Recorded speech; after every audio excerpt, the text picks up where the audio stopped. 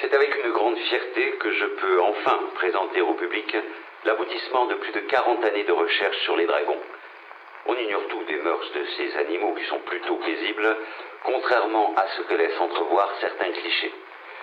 Ma collection s'articule autour de 3 salles. La salle d'histoire naturelle des dragons, où seront dévoilées les mœurs de ces animaux, la salle des dragons occidentaux, qui nous ramènera au Moyen-Âge, et enfin la salle des dragons orientaux.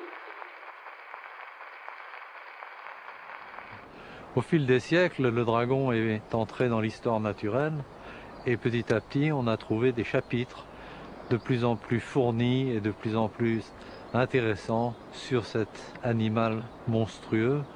Et finalement, Wilhelm Hertz se situe au bout d'une longue lignée de savants qui se sont penchés sur cette bête extraordinaire. Mais avant de commencer la visite, j'aimerais m'attarder quelques instants sur l'étymologie du mot dragon.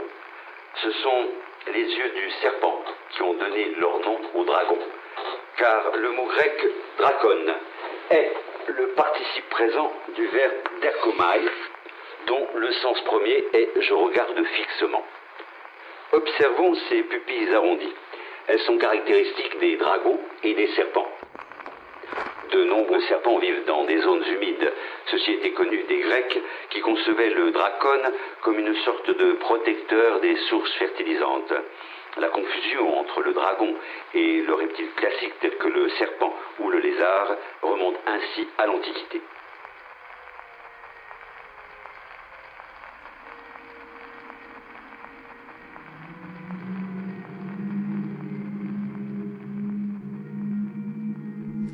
Alors William Hertz nous dit que le mot dragon vient en fait d'un verbe qui signifie fixer.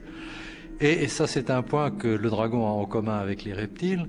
Le premier encyclopédiste chrétien, Isidore de Séville, consacre tout un chapitre au dragon et dans sa définition, il nous dit « c'est le plus grand de tous les serpents ».